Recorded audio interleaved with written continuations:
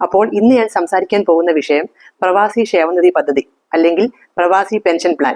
പ്രവാസി കേരളീയരുടെ സാമൂഹിക സുരക്ഷ ഉറപ്പാക്കുന്നതിനായി കേരള സർക്കാർ ആവിഷ്കരിച്ച ഒരു പ്രധാന പദ്ധതിയാണ് പ്രവാസി ക്ഷേമനിധി. 2008 പ്രവാസി കേരളീയ ക്ഷേമനിധി നിയമം അനുസരിച്ച് 2009 ജനുവരി 12 നിലവിൽ വന്നു.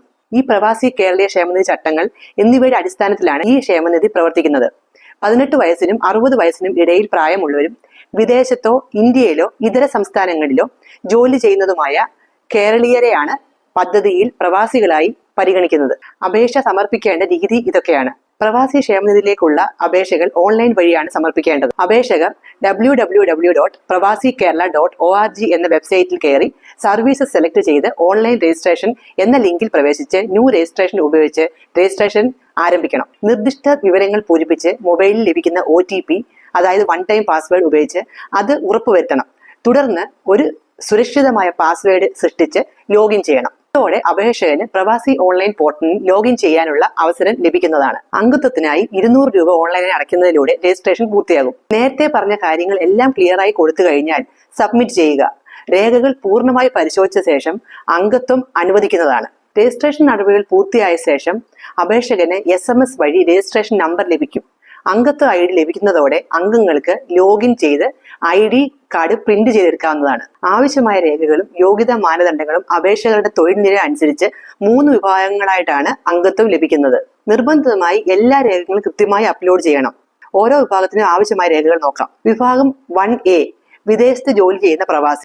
ഇവർ പാസ്പോർട്ടിന്റെ പകർപ്പ്, തൊഴിൽ കാലയളവ് തെളിയിക്കുന്ന വിസ, തൊഴിൽ കരാർ അല്ലെങ്കിൽ സർവീസ് സർട്ടിഫിക്കറ്റ് എന്നിവയുടെ പകർപ്പുകൾ ഹാജരാക്കണം. കേരളത്തെ താമസ സ്ഥലം തെളിയിക്കുന്ന റേഷൻ കാർഡ് പോലുള്ള രേഖകൾ. ഇനി രണ്ടാമത്തെ വിഭാഗം 1B തിരികെ എത്തിയ പ്രവാസികൾ. അതായത് വിദേശത്ത് 2 വർഷമെങ്കിലും ജോലി ചെയ്യുകയും തിരികെ വന്ന് 3 വർഷം തികയാത്തതുമായ വ്യക്തികൾ. ഇവർ SSLC അല്ലെങ്കിൽ സ്കൂൾ സർട്ടിഫിക്കറ്റ് അല്ലെങ്കിൽ ഡ്രൈവിംഗ് ലൈസൻസ്, പാസ്പോർട്ട് തുടങ്ങിയ തിരിച്ചറിയൽ രേഖകൾ സബ്മിറ്റ് ചെയ്യണം. വിദേശത്തെ തൊഴിൽ തെളിയിക്കുന്ന ഏതെങ്കിലും ഒരു രേഖ, ഉദാഹരണത്തിന് തൊഴിൽ കരാറിന്റെ ആദ്യത്തെയും അവസാനത്തെയും പേജുകൾ, വിസയുടെ പകർപ്പ്, ലേബർ കാർഡ്, സാക്ഷ്യപ്പെടുത്തിയ സർവീസ് സർട്ടിഫിക്കറ്റ്. ഇനി മൂന്നാമത്തെ വിഭാഗം 2A ഇതര സംസ്ഥാന തൊഴിലാളികൾ. അതായത് പ്രവാസി ജീവിതം ഉപേക്ഷിച്ച് ഇപ്പോൾ ഇന്ത്യയിലെ ഇതര സംസ്ഥാനങ്ങളിൽ 6 മാസത്തിലധികം ജോലി ചെയ്യുന്നവർ.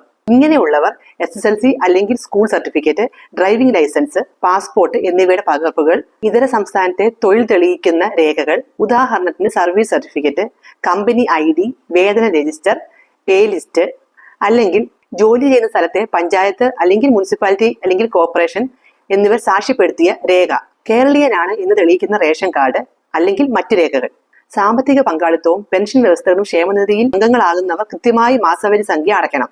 കൂടാതെ പെൻഷൻ ലഭിക്കുന്നതിന് കൃത്യമായ വ്യവസ്ഥകൾ പാലിക്കണം. ഇനി മാസവരി സംഖ്യ എത്രയെന്ന് നോക്കാം. വിഭാഗം 1 അതായത് 1A മാസം 350 രൂപയും വിഭാഗം 2 അതായത് 1B and 2A ഇതര സംസ്ഥാന തൊഴിലാളികൾക്ക് 200 രൂപയുമാണ് അടയ്ക്കേണ്ടത്. ഇനി പെൻഷൻ യോഗ്യത. 55 വയസ്സ് തികയുന്നതിന് മുൻപ് കുറഞ്ഞത് 5 വർഷമെങ്കിലും വരിസംഖ്യ അടച്ചവർക്കാണ് പെൻഷൻ ലഭിക്കാൻ അർഹതയുള്ളത്.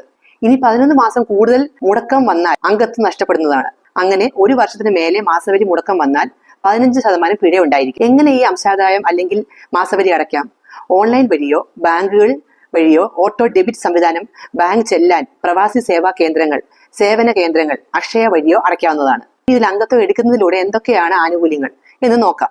ഒന്നാമതായി ആജീവനാന്ത പെൻഷൻ. അംഗത്വം ലഭിക്കുന്ന പെൻഷൻ 55 വയസ്സിനോ അതിനു മുമ്പോ അംഗങ്ങളായവർക്ക് 60 വയസ്സ് തികഞ്ഞാൽ പ്രതിമാസം മിനിമം 3500 രൂപയും 55 വയസ്സിന് മുമ്പേ ചേരുന്നവർക്ക് ആദ്യത്തെ 5 വർഷത്തേക്ക് അടിസ്ഥാന പെൻഷൻ 3500 രൂപയും അതിനുശേഷം വരുന്ന അധിക വർഷങ്ങൾക്ക് ഓരോ വർഷവും അടിസ്ഥാന പെൻഷൻ തുകയുടെ 3% അധിക പെൻഷൻ ലഭിക്കും. രണ്ടാമതായി കുടുംബ പെൻഷൻ. അംഗം മരണപ്പെട്ടാൽ തന്റെ നോമിനിക്ക് അംഗം വാങ്ങിക്കൊണ്ടിരിക്കുന്ന പെൻഷൻ തുകയുടെ പകുതി കുടുംബ പെൻഷനായി ലഭിക്കുന്നതാണ്. മൂന്നാമതായി അംഗമായിരിക്കെ 5 വർഷം അംശാദായം അടച്ച ശേഷം മരണപ്പെട്ടാൽ കുടുംബത്തിന് ആജീവനാന്ത കുടുംബ പെൻഷൻ ലഭിക്കുന്നതായിരിക്കും.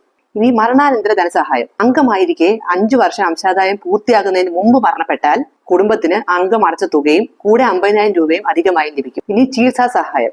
അംഗമായിരിക്കെ മാരക അസുഖങ്ങൾക്ക് രൂപ 50,000 വരെ ചികിത്സാ സഹായമായി ലഭിക്കും. വിവാഹ ധനസഹായം.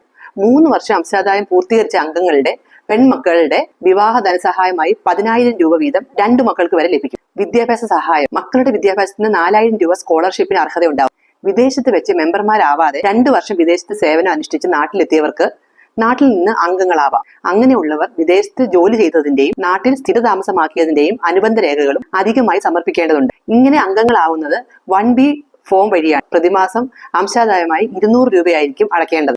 നാട്ടിൽ നിന്ന് അംഗങ്ങളാവുന്നവർക്ക് മിനിമം പെൻഷൻ 3000 രൂപയായിരിക്കും. വിദേശത്ത് വെച്ച് അംഗങ്ങളായി അംശാദായം അടച്ച് നാട്ടിലേക്ക് മടങ്ങി എത്തുന്നവർക്ക് 1A ഫോം പ്രകാരം തുടർന്ന് 350 രൂപ അംശാദായം അടച്ച് തുടരാവുന്നതോ 1Bയിലേക്ക് മാറാവുന്നതും 200 രൂപ അംശാദായം അടച്ച് തുടരാവുന്നതുമാണ്. ഇങ്ങനെ മാറുമ്പോൾ നേരത്തെ അടവാക്കിയ പണം 1Bയിലേക്ക് അഡ്ജസ്റ്റ് ചെയ്യുന്നതായിരിക്കും. എന്നാൽ മിനിമം പെൻഷൻ 3000 രൂപയും ആയിരിക്കും, പരമാവധി 6000 രൂപയും. പെൻഷന് പുറമെ മറ്റ് ആനുകൂല്യങ്ങൾ ലഭിക്കുന്നതാണ്. പ്രവാസി സുഹൃത്തുക്കളെ, ഞാൻ ഇവിടെ കേരള പ്രവാസി പെൻഷൻ പ്ലാനിന്റെ കുറച്ച് കാര്യങ്ങൾ എനിക്ക് അറിയാവുന്നതും ആയ കാര്യങ്ങളാണ് ഡിസ്കസ് ചെയ്തത്. കൂടുതൽ വിവരങ്ങൾക്ക് നിങ്ങൾക്ക് keralapravasi.org എന്ന വെബ്സൈറ്റ് സന്ദർശിക്കാവുന്നതാണ്. Thank you.